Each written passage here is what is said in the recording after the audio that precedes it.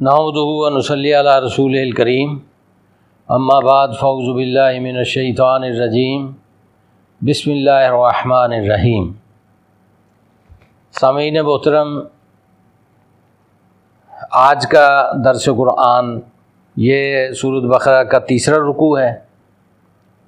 और इसमें कुरान मजीद ने जो हिदायत हमें दी हैं वो मैं आप हज़रात की खिदमत में पेश करूँगा। इरशाद होता है, या अय्युहन्नासु उबुदू रब्बकुमुल्लज़ी खलक़कुम वल्लज़ीना मिन क़ब्लिकुम लअल्लकुम तत्तक़ून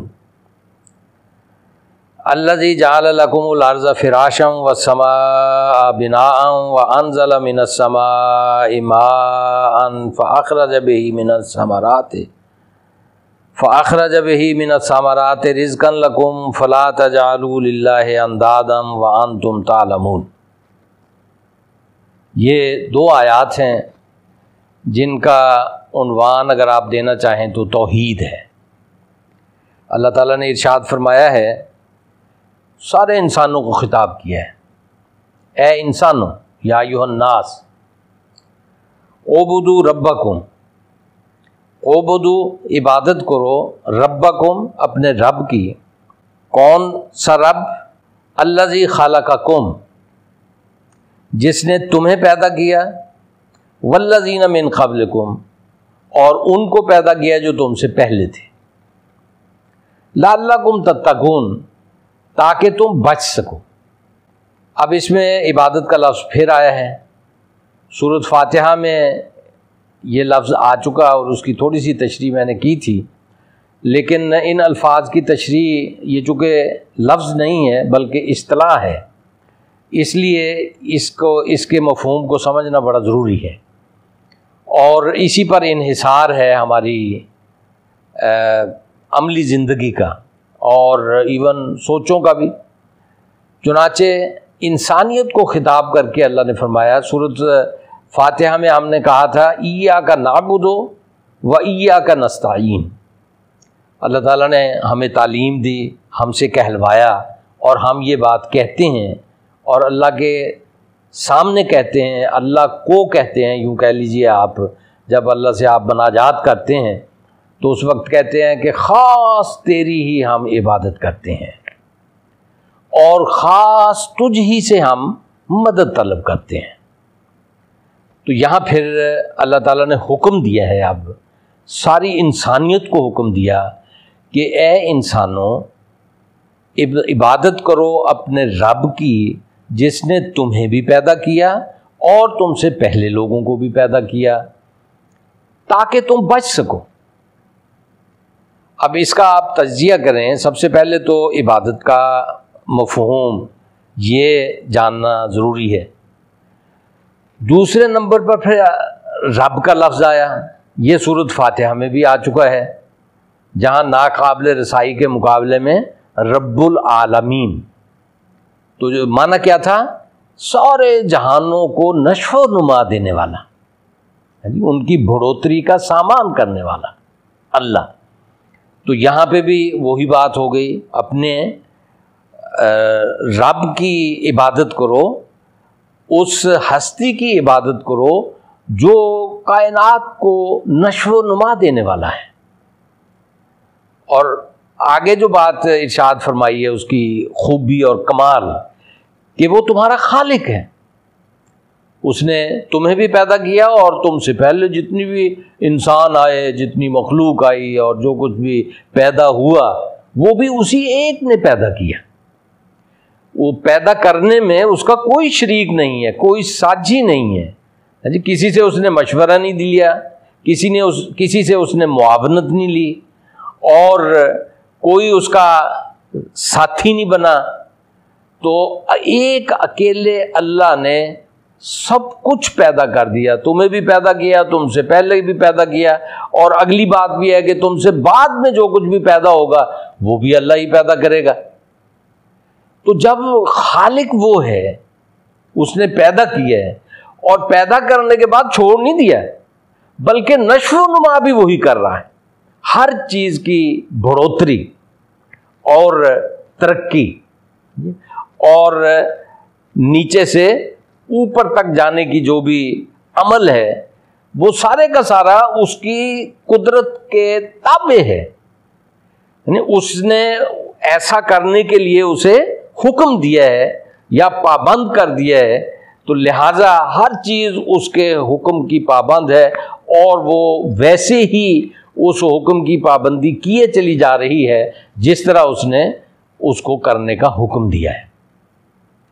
چنانچہ کوئی اس کا شریک نہیں ہے، لہذا عبادت بھی تم اسی کی کرو تاکہ تم بچ جاؤ، لعلکم تتقون، تاکہ تم بچ جاؤ۔ اب بچ جاؤ کس چیز سے بچ جاؤ اس کا بھی ہمیں تعین کرنا پڑے گا۔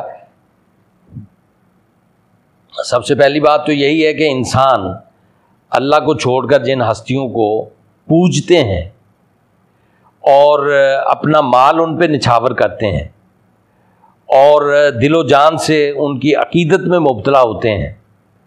اور ان کی غلامی اختیار کر لیتے ہیں، اللہ کو چھوڑ کر جن جن ہستیوں کی بھی، چاہے وہ دیوتا ہوں، چاہے وہ جن ہوں، چاہے وہ بت ہوں، چاہے وہ انسان ہوں، تو جن جن ہستیوں کی بھی وہ عظمت کو اپنے دل میں بٹھا کر ان کی پوجا کرتے ہیں، ان سے دعائیں مانگتے ہیں اور ان کو راضی کرنے کے لیے پاپڑ بیلتے ہیں یا ان کو راضی کرنے کے لیے کشاں کشاں ان کی طرف بڑھے چلے جاتے ہیں، اس کے جو اثرات بد ہیں، جو انسانیت کو بھگتنے پڑتے ہیں، جو سماج کو بھگتنے پڑتے ہیں، جو معاشرے کو بھگتنے پڑتے ہیں اور جن سے عام انسان متاثر ہوتے ہیں، ان کے نقصانات سے تم بچ جاؤ۔ اس کے لیے ایک لفظ استعمال کریں تو استحصال کا لفظ ہوگا۔ مختلف طبقات، معاشرے کے مختلف طبقات انسانوں کو اپنا غلام بنا کر انسانوں کا استحصال کرتے ہیں، ان کی کمائیوں پہ پلتے ہیں، ہاں جی، ان کی محنتوں کا معاوضہ ان تک پورا نہیں پہنچنے دیتے، اس میں شریک بن جاتے ہیں، ان کے ذہنوں پر سوار رہتے ہیں، اپنے خوف ان کے ذہنوں کے اندر ڈال دیتے ہیں اور وہ خوف کے عالم میں زندگی گزارتے ہیں۔ تو یہ نقصانات ہیں جو انسانیت جن میں مبتلا ہوتی ہے اور انسانوں ہی کے ذریعے مبتلا ہوتی ہے، اس کا ایک طبقہ اس کو اپنے مفادات کے لیے استعمال کرتا ہے، تو اس کے لیے لفظ ہے استحصال۔ اور استحصال کی پھر مختلف شکلیں ہیں، ایک ذہنی غلامی ہے، ایک عملی غلامی ہے، ایک پسماندگی ہے، پستی ہے، غربت ہے، جہالت ہے، نادانی ہے، آپس کی لڑائیاں ہیں، جھگڑے، ہاں جی، جو بھی نقصانات ہیں کس بنا پہ ہوتے ہیں کہ انسان کو صحیح علم نہیں ہوتا اور اللہ کے ساتھ جو شریک ہیں وہ انسانی زندگیوں میں دخیل ہو جاتے ہیں۔ چنانچہ اللہ تعالیٰ نے یہاں پہ یہ ارشاد فرمایا کہ اے انسانوں، اپنے اس رب کی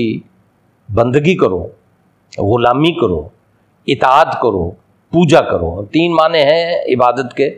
وہ جو جہاں پہ بھی یہ لفظ آئے گا میں اس کو دہراتا چلا جاؤں گا تاکہ آپ کے ذہن نشین ہو جائے۔ نمبر 1 عبادت کا معنی ہے غلامی، نمبر 2 عبادت کا معنی ہے اطاعت، محکومی، اور نمبر 3 عبادت کا معنی ہے پوجا اور پرستش۔ تو یہ 3 معنی ہیں اس کے، اور تینوں معنوں میں عبادت اللہ کے لیے خاص ہے۔ تو یہاں پہ اللہ تعالیٰ نے اپنی جس صفت کو بیان کیا ہے وہ ہے اس کا خالق ہونا، یعنی وہ اس نے تمہیں بھی پیدا کیا، تم سے پہلے لوگوں کو بھی پیدا کیا، اور انسانوں نے جو ہستیاں عبادت کے لیے، پوجا کے لیے خود گھڑی ہیں اور ان کو غیبی اختیارات تفویض کر دیے ہیں، تو قرآن مجید کہتا ہے کہ وہ انسانوں کے گھڑے ہوئے ہیں، وہ اللہ کی نہ تخلیق میں شریک ہیں، پیدا کرنے میں شریک ہیں، نہ کائنات کو چلانے میں شریک ہیں،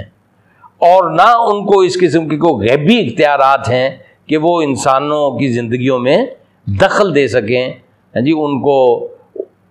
مالا مال کر سکیں یا ان کو تباہ حال کر سکیں۔ ایسی کسی مخلوق کو اللہ نے کوئی غیبی اختیار نہیں دیا، لہذا غیبی اختیار مان کے جن کے سامنے بھی تم جھکتے ہو اور جن کی پوجا کرتے ہو، جن سے یہ توقعات رکھتے ہو، امیدیں رکھتے ہو، اور ان کو راضی کرنے کے لیے تم نذرانے دیتے ہو، اپنا مال لے کر پہنچتے ہو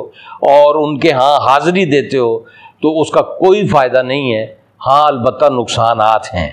جی، ان نقصانات سے بچنے کا ایک ہی راستہ ہے کہ تم ایک اللہ کی غلامی بھی کرو، اطاعت بھی اسی اللہ کی کرو، اور پوجا بھی اسی اللہ کی کرو۔ پوجا کے اندر ظاہر ہے کہ خوش کرنے کے لیے جو اوراد، وظائف اور سجدہ، رکوع اور اس کے علاوہ دعا، یہ ساری چیزیں پوجا کا حصہ ہیں، تو پوجا بھی ایک اللہ ہی کی کرو۔ آگے ارشاد فرمایا، پھر مزید اللہ تعالیٰ نے اپنے آپ کو متعارف کروایا ہے، اور اللہ کو جاننا بھی بڑا ضروری ہے۔ حضرات، اسلام کا اللہ جس نوعیت کا ہے، اور جو صفات باری تعالیٰ قرآن مجید میں آئی ہیں، وہ مستحضر رہنی چاہیے ذہن کے اندر، ہاں جی، ہر وقت ذہن میں تازہ رہنی چاہیے، ساری کی ساری نہیں تو ان میں سے اکثر جو ریلیونٹ ہیں تو ان کو ضرور ذہن میں تازہ رہنا چاہیے ہر وقت۔ ایک تو یہ خالق کی صفت آ گئی، اور اس کے بعد پھر اللہ تعالیٰ نے فرمایا الذی جعل لکم الارض فراشا، اس اللہ کی بندگی کرو، عبادت کرو، اطاعت کرو، پوجا کرو، جس نے جعل لکم الارض فراشا، جعل بنایا لکم تمہارے لیے، الارض زمین کو، فراشن کا معنی بچھونا، ہاں جی، فرش، اردو زبان میں بھی ہم یہ لفظ استعمال کرتے ہیں، فرش، یعنی ہموار سطح بنا دیا زمین کو، وہاں پہ آپ رہیں، چلیں پھریں۔ تو اور اس کے بعد والسماء بناء، اور آسمان کو چھت بنا دیا، وانزل من السماء ماء، اور آسمان سے پانی اتارا، یعنی بارش کی صورت میں پانی برستا ہے، اور سردیوں میں برف باری ہوتی ہے تو وہ سردیوں میں پہاڑی علاقوں میں بلند مقامات پہ سٹور ہو جاتا ہے پانی وہ، اور جو گرمیوں میں پگھلتا ہے سورج کی تپش سے، وہ پھر گرمیوں میں دریا، ندی، نالے کی صورت میں ہمیں میسر آتا ہے۔ بارش کا بھی ہوتا ہے اور وہ سٹور کا بھی ہوتا ہے۔ اس پانی کے ذریعے سے کیا کیا؟ اس پانی کے ذریعے سے اللہ تعالیٰ نے فَأَخْرَجَ بِهِ مِنَ الثَّمَرَاتِ رِزْقًا لَكُمْ، تو اللہ تعالیٰ نے ہر چیز کا پھل، ایک تو پھل ہے نا یہ جو ہم پھل کھاتے ہیں، آم، امرود، ناشپاتی، آلو بخارا، خوبانی، اور یہ پھل ہیں، لیکن ایک پھل ہے کہ جو فصل کو لگتا ہے، چاہے وہ گندم کی فصل ہے، پھول کے بعد جو پھل لگتا ہے، یعنی پہلے پھول آتا ہے پھر پھل لگتا ہے، یعنی اس میں غلہ بھی شامل ہے، اس میں فروٹ بھی شامل ہے، اس میں سبزیاں بھی شامل ہیں، اس میں کھانے کی ساری چیزیں شامل ہیں، یعنی اس پانی کے ذریعے اللہ تعالیٰ نے نباتات اگائے، اور نباتات سے پھر آگے غلے پیدا کیے، پھل پیدا کیے، سبزیاں پیدا کیں، کھانے کے لیے بے شمار قسم کی چیزیں اللہ تعالیٰ نے پیدا کی ہیں، اور اس میں بھی کوئی غیبی ہستی شامل نہیں ہے، ایک اللہ کی قدرت ہے اور اس کا بنایا ہوا قانون ہے۔ زمین اور پانی، اس کے ملنے سے زمین اپنی وہ صلاحیت استعمال میں لاتی ہے، وہ بیج کو پہلے شگوفہ بناتی ہے، پھر پودا بناتی ہے، پھر اس پہ پھول آتے ہیں، پھر اس پہ پھل آتے ہیں، یہ سارا ایک پروسیس ہے اور متعین قانون کے مطابق ہوتا ہے، اور اس کو قانون کو جاننے والے ایگریکلچر کے لوگ ہیں، زراعت کے لوگ ہیں، اور زراعت بڑی ترقی کر گئی ہے اسی قانون کو دریافت کر کے، نئے سے نئے علوم پیدا کر کے، یعنی پہلے کہیں ایک کالج ہوتا تھا فیصل آباد میں، اب ایگریکلچر یونیورسٹی ہے، اور اس کے اندر فیکلٹیز ہیں، اس کے اندر ڈپارٹمنٹس ہیں، نئے سے نئے کھلتے چلے جا رہے ہیں۔ یہ کیا ہے؟ یہ قوانین خداوندی کو دریافت کرتے ہیں، اور اس کے مطابق تجربات کر کے فصلوں کے لیے وہ اپنی ریکمنڈیشنز دیتے ہیں، اور وہ فصلیں اللہ کے بنائے ہوئے قانون کے مطابق برگ و بار لاتی ہیں، ان کی پیداوار میں اضافہ ہوتا ہے، یہ سارا اللہ کے قانون کے مطابق ہوتا ہے۔ کسی دیوی دیوتا، کسی غیبی طاقت اور کسی جن اور کسی بت کا کوئی کمال نہیں ہوتا اس کے اندر کہ وہ کسی کی فصل کو زیادہ کر دے اور کسی کی فصل کو تباہ کر دے۔ وہ تو اللہ کا قانون ہے، اس کے مطابق فصلیں پروان چڑھتی ہیں، اور اس کی اگر خلاف ورزی ہوتی ہے تو پھر فصلیں تباہ ہو جاتی ہیں۔ تو پانی کے ذریعے اللہ نے یہ فصلیں اگائیں اور اس کے اوپر پھول بھی آئے، پھر پھل بھی لگے، پھر غلے آ گئے مارکیٹ کے اندر، پھر پھلوں کی بہار آ گئی مارکیٹ کے اندر۔ تو اس اللہ کی پوجا کرو اور اسی اللہ کے سے دعائیں کرو اور اسی اللہ کی اطاعت کرو زندگی کے اندر۔ جو جو اس نے حکم دیے ہیں زندگی گزارنے کا، جو طریقہ عطا فرمایا ہے، اس طریقے کو اختیار کرو۔ اپنا نہ تو اپنے رب خود بنو، نہ بندوں پر اپنا حکم چلاؤ اور بندوں کو اپنا غلام بنا لو اور ان کو اپنا تابع فرمان کر کے رکھو، بلکہ اللہ کا یہ حق ہے کہ جس نے پیدا کیا ہے حکم بھی اسی کا چلنا چاہیے۔ یہ تو ایک مضمون تھا عبادت کا، عبادت خالص اللہ کے لیے۔ وآخر دعوانا ان الحمد للہ رب العالمین۔